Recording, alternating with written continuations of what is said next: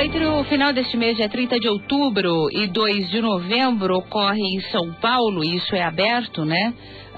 O 19º Congresso Brasileiro e o 8º Congresso Internacional de Fonoaudiologia. Agora, o interessante desse congresso que vai acontecer em São Paulo nesses dias é que ele trata de alguns temas bastante interessantes, entre eles a importância da boa comunicação no emprego, no trabalho e mesmo para se obter um.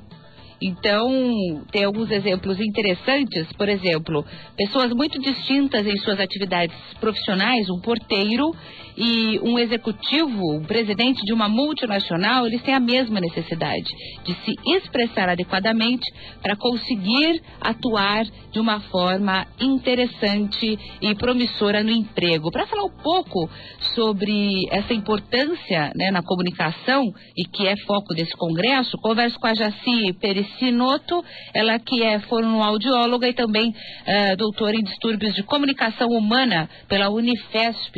Olá, Jaci, tudo bem? Olá, Sandra, tudo bem? Tudo, e você? Tudo bem, prazer em falar com você. Prazer é nosso, obrigada. Jaci, esse congresso ele tem focos bastante interessantes, mas a gente escolheu esse para falar com você, porque a maioria das pessoas, todo mundo, muita gente, a maioria das pessoas que nos ouve agora trabalha em algum lugar. Quem não está trabalhando está procurando um emprego, e a gente sabe que por conta de uma forma errada na comunicação, ela pode tanto perder o emprego como não conseguir um outro, como não comandar uma equipe, por exemplo, ou não se comunicar com interlocutores de outras empresas. A coisa pode ficar feia por causa da comunicação errada, né? Verdade.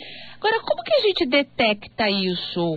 Se a gente tem ou não esse tipo de comunicação errada? Porque eu acho que a pessoa que tem esse problema, ela não percebe, né? Olha, você tem razão no sentido de que a comunicação é importante em todas as idades, inclusive na vida adulta, né? Não é só a criança que é foco de atenção porque está aprendendo a falar. O adulto também.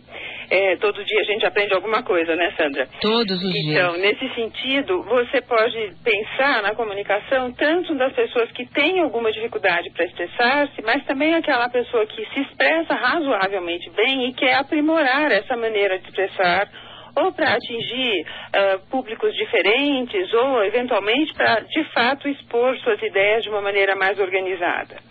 Quando você menciona pessoas que têm dificuldade, o leque de dificuldades da área da fonoaudiologia é bastante vasto. Você mencionou que algumas pessoas têm dificuldades e talvez não percebam. Certamente aí o seu colega, eventualmente seu chefe, o pessoal da sua família, no caso de um adulto mesmo, pode alertá-lo, porque ter dificuldade para comunicar-se não é nenhuma coisa intransponível, não é um problema intransponível. Pode ser detectado e deve ser tratado quando necessário. Tá, e como a gente detecta? Eu mesma, por exemplo, se eu tiver esse problema, como é que eu vou descobrir isso? Porque eu posso pensar que é N coisas, né? Pois é, então, nesse sentido, N coisas, vamos pegar um exemplo. Vamos pensar que talvez você é uma profissional da comunicação, né? Você vive disso. Então, muito provavelmente, você já se ouviu falar, já gravou, já assistiu alguma coisa que você mesmo havia produzido anteriormente. E você pode identificar não necessariamente um erro, mas alguma coisa, uma característica sua que você teria vontade de mudar. Nesse sentido, essa pode ser uma dica, gravar-se, né? Ouvir-se de alguma maneira.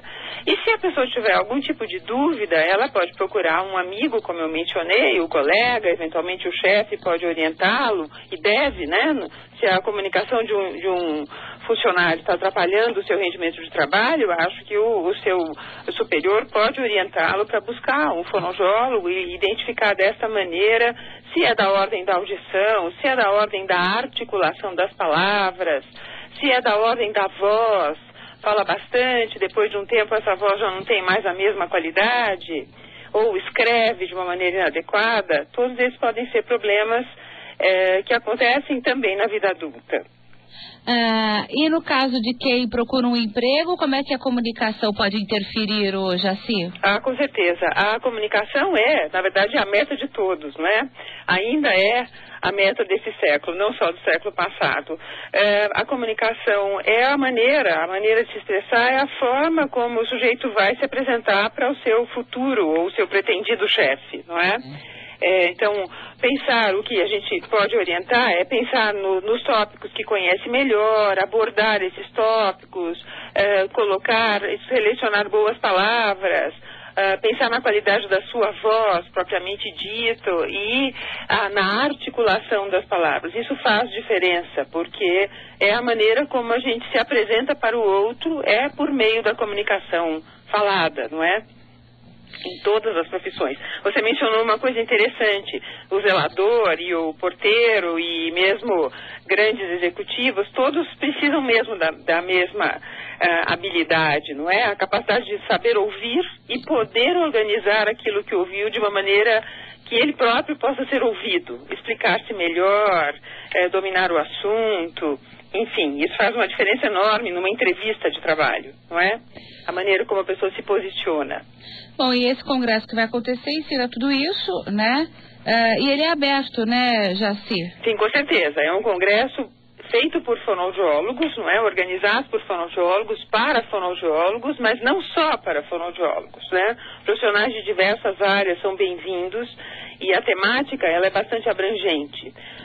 Vai abordar questões que envolvem a formação do fonoaudiólogo propriamente dito, a sua inserção no mercado de trabalho, as suas relações político-jurídicas com os sindicatos, conselhos e posicionamento da fonoaudiologia frente aos órgãos públicos, e também vai abordar as principais dificuldades da comunicação da criança, do adulto, do idoso. Então, a temática é bastante ampla, tanto que nós temos 4 dias de atividade das 8 da manhã às 8 da noite, bem interessantes.